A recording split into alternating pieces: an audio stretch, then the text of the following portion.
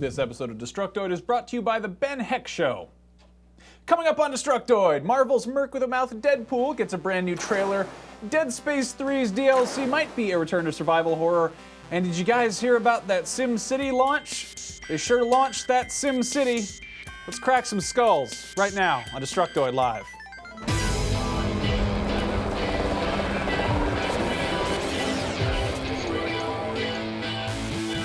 Welcome to Destructoid. I'm Tara Long. And I'm Max Scoville, professional game journalist. Not again. Sorry. Just wanted to wear a stupid hat. I prefer the Hawaiian shirt to this. What's wrong with the Nyan cat? Oh, there's nothing wrong with that. The two of them together. That hat has a propeller on it. God, you're like a giant helicopters. man-child. Yeah. Hey, I'm wearing a blazer. Get off my set. No, please After the show. Please stay. Actually, before we get into today's show, we do have a couple codes to give away, courtesy of Destructoid show viewer Anthony Garlinger, who has donated a few codes before. These are for the Humble Bundle with Android 5, which gets you 6 different games on whatever platform you want, PC, Mac, or Linux, as well as their Android counterparts. So if you have an Android phone, you are definitely going to want this. All you have to do to win is tweet "I'm watching at Detoid Show" live on youtube.com/Detoid for a chance to win the latest #Humble Bundle. So do that. We have 2 codes to give away, and we will pick a couple winners and then announce them at the end of the show. Aww. In the meantime, disaster everywhere. That's a word I don't get to use nearly often enough, but I think it's safe to say that SimCity's launch has been a complete and total disaster. This is really disappointing. No one can log in, pretty much. The people who can are losing all of their progress, and EA's scrambling to pick up the pieces, going so far as to deactivate certain non-essential gameplay features just to lighten the load. They actually released a statement a couple days ago saying they planned to deploy more servers over the coming 2 days, which should alleviate many of the ongoing issues. Things, of course, took an even worse turn when Amazon decided to pull the listing for the digital version from their website. This was likely done in response to the overwhelming demand for refunds, which EA has since announced they will not be offering. Amazon put the digital listing back up on their website this morning with a note warning potential customers about connectivity issues. But now news sites are reporting that this morning, apparently EA Origin sent out an email to all of their marketing affiliates asking them to please stop actively promoting the game. Yeah. So obviously the scores for SimCity have taken a pretty big hit. It is currently sitting at a 1.5 user score on Metacritic. And the Metascore, which is actually pretty high, has probably been lowered a lot since people keep changing their scores. Even Destructoid's PC contributor Josh DeRoche gave it a 4 out of 10.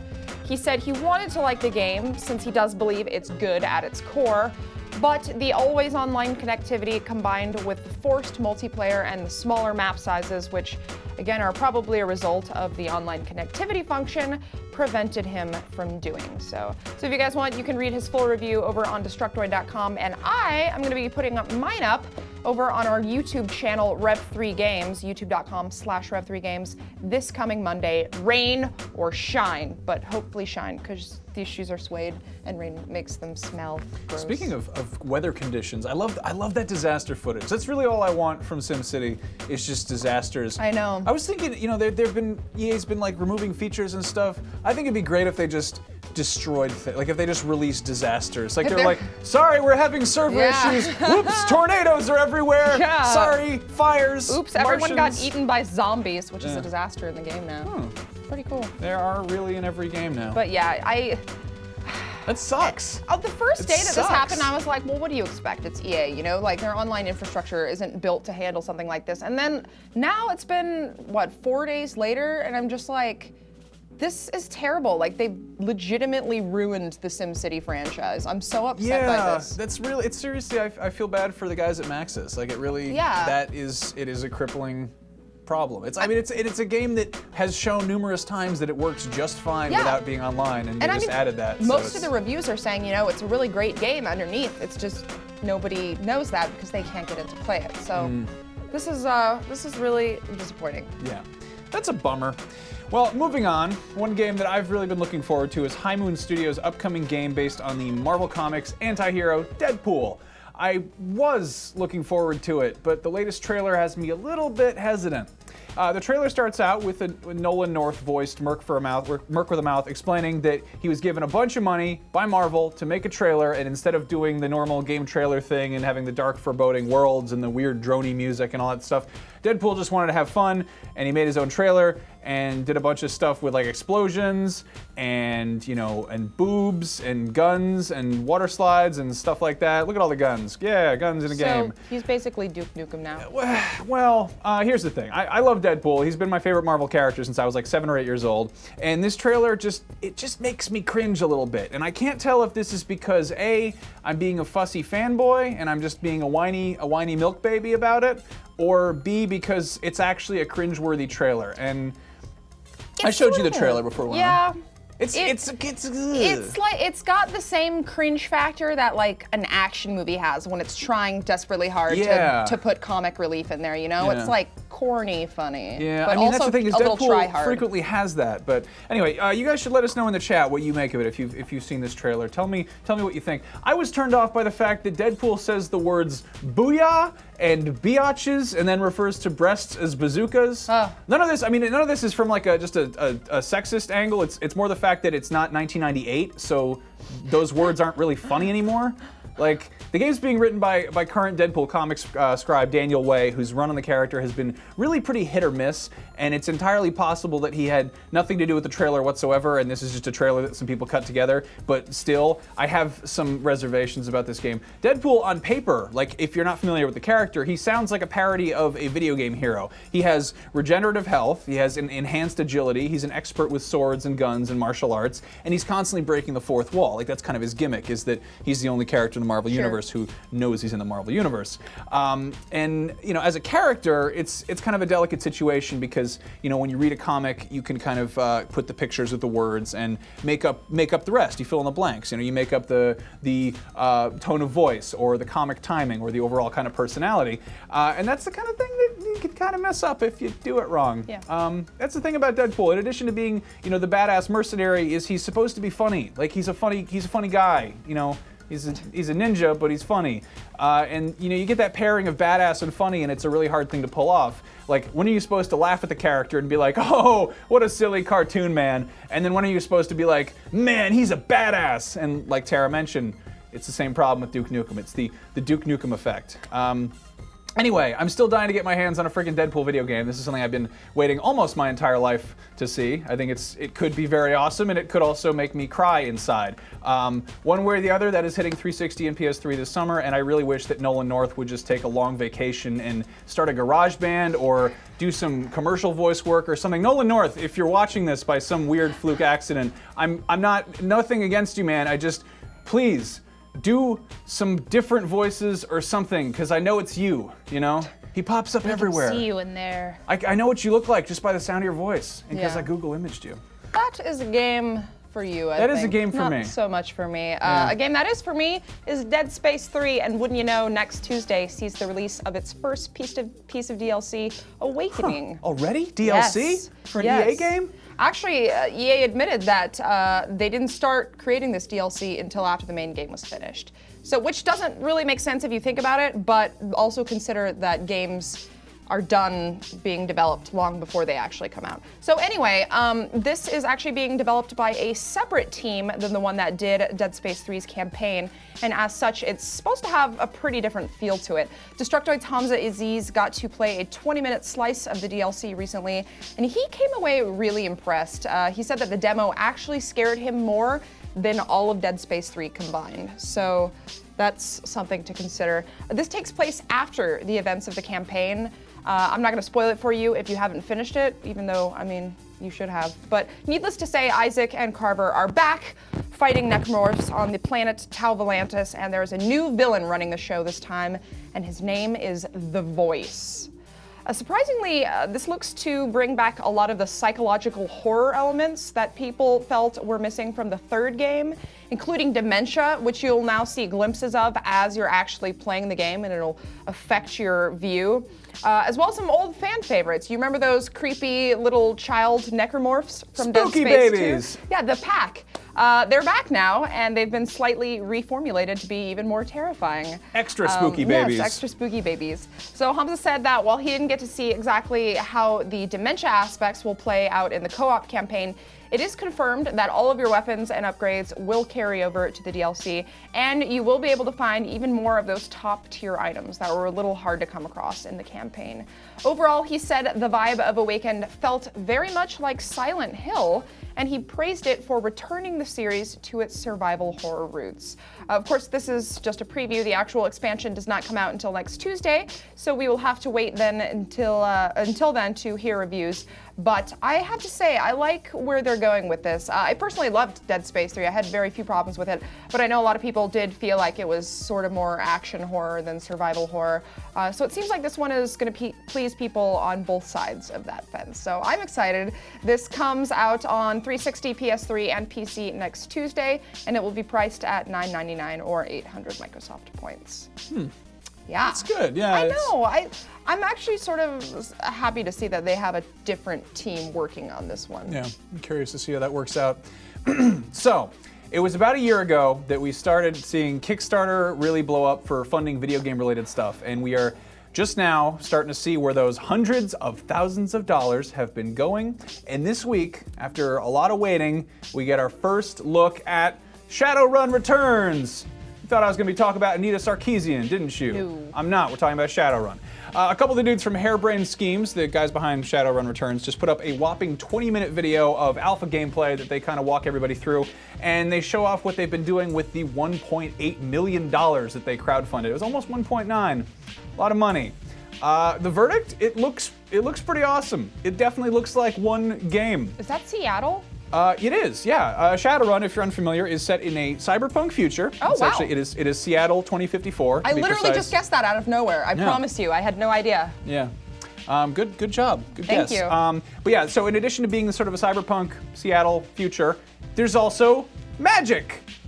So there's just wizards and trolls and elves, but also cyborgs. Because video games. Exactly. The new gameplay video shows off the world, which is, it's in the classic isometric view. I saw somebody comparing it to the original Fallout. I'm sure, there have been old, Shadowrun games and stuff, but I like this view. I like this view. It's coming back. I think it's it's nice to see pointing and clicking happen and things.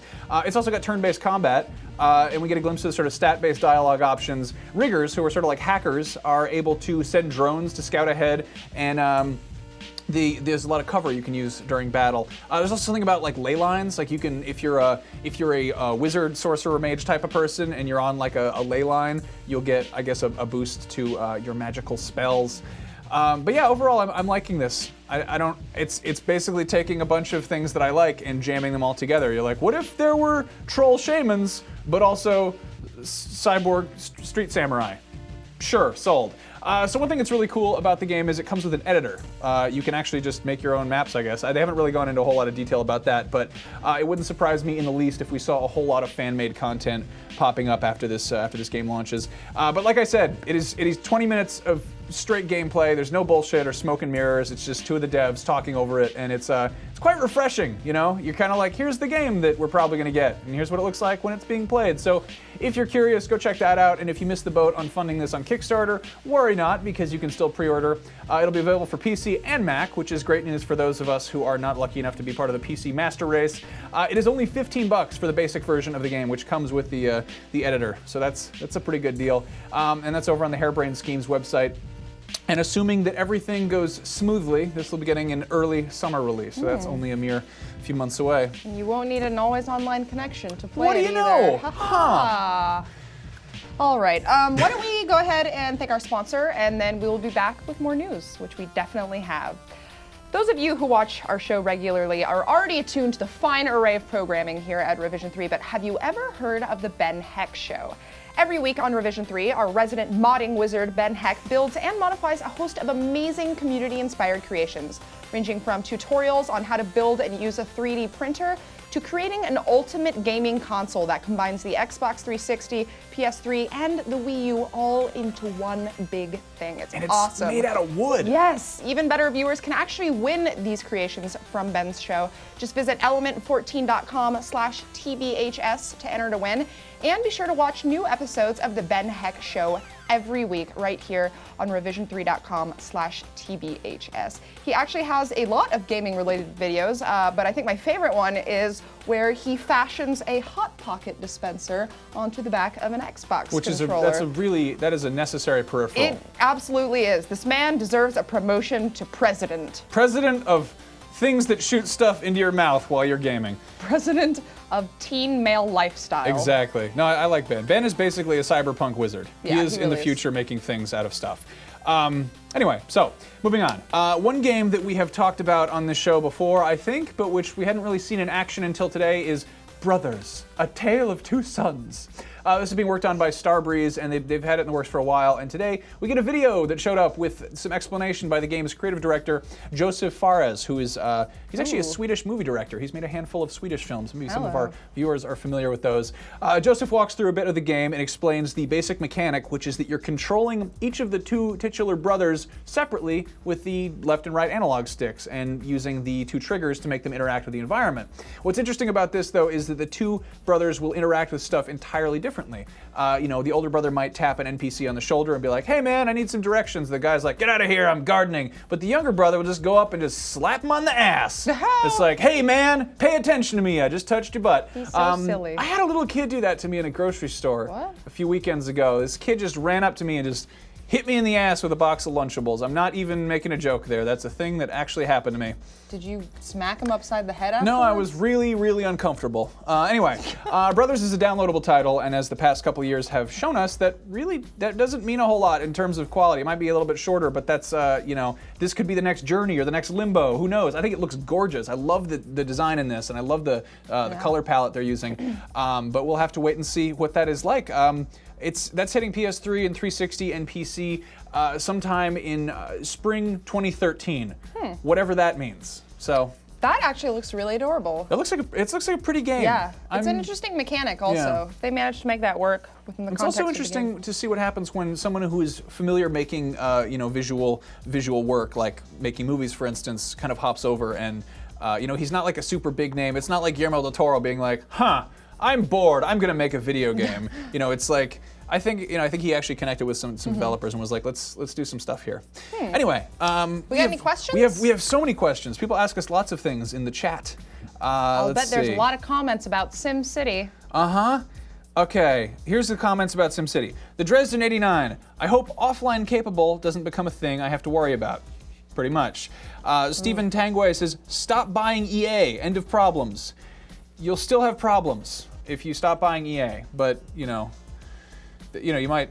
I mean, I see what you mean. He's suggesting a boycott. Games. I'm just, there still will be problems in life even if you don't buy EA games. Anyway, Villafane7 says at least Amazon is being decent about it. Amazon's good about that kind of stuff. I love that EA is also like, hey, everybody who's selling our game, stop telling people you're doing that. It's not even like the retailers who they were telling that to. It was like people who are involved in their Link affiliate program. So if you if you include a link on your website to a place where you can purchase SimCity, you get like a portion of the profits or something.